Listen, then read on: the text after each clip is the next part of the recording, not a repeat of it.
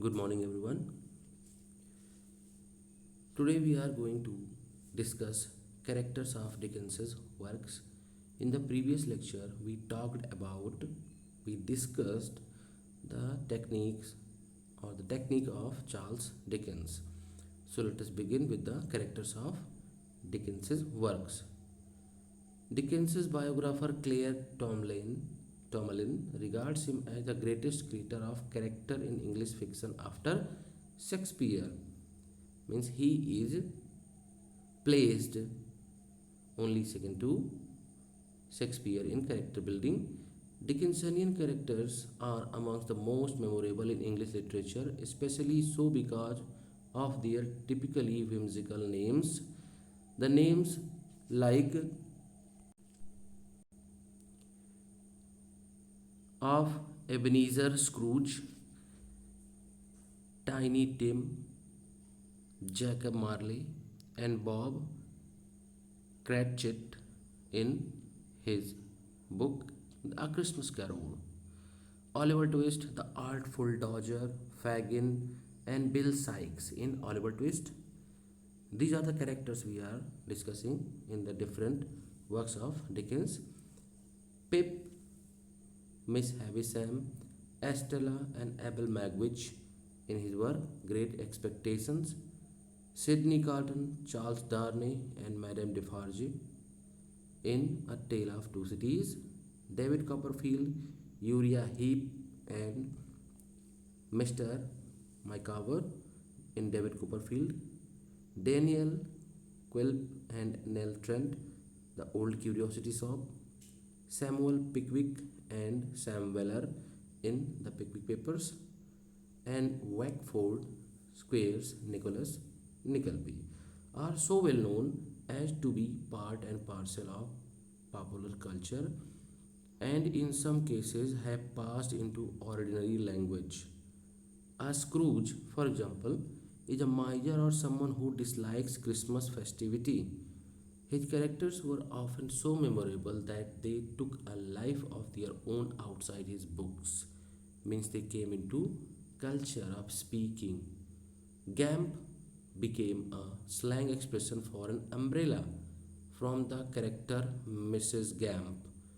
The Pickwickian, Pecksniffian, and Gradgrind are all entered entered dictionaries due to Dickens's original portraits of such characters who were respectively quixotic, hypocritical, and vapidly factual.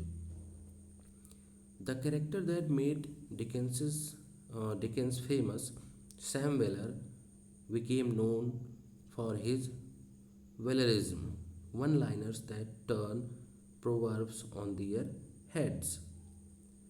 Many were drawn from real life. Many characters of Dickens's works were drawn from real life, like Mrs. Nickleby is based on his mother. The character of Mrs. Nickleby that Dickens gave to one of his characters is based on his mother, although she did not recognize herself in the portrait, just as Mr. Micawber is constructed from aspects of his father. Rhetorical exuberance. Harold Skimpole in Bleak House is based on James Henry Lee Hunt. His wife's dwarfish chiropodist recognized herself in Miss Moucher in David Copperfield. Means the characters he gave in his novels or in his books and works, they sometimes can be identified with the real life characters, the real life people, person.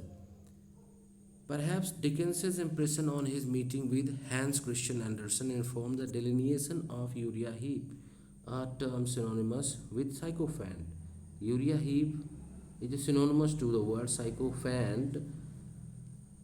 Virginia Woolf maintained that we remodel our psychological geography when we read Dickens, as he produces characters who exist not in detail, not accurately or exactly, but abundantly in a cluster of wild yet extraordinarily revealing remarks.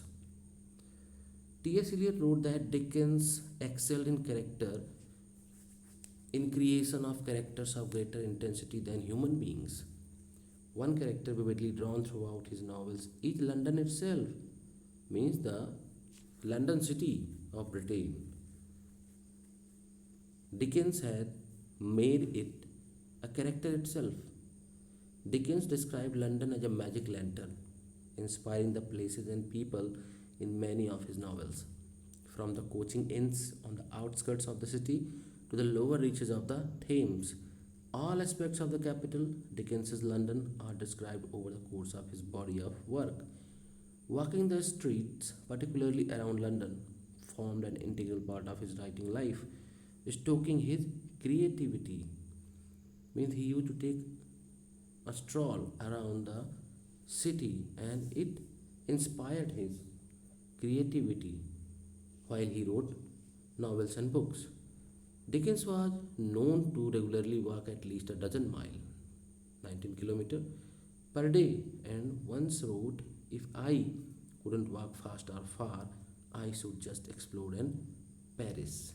Means he was used to take stroll, get together with the people and the situation of the London city, and that helped him develop the characters, the story, the narrative that he provided in the works he wrote. So, friends, that is all about the characters of Dickens's works. So, that will be all for today's lecture. We will meet in the next lecture.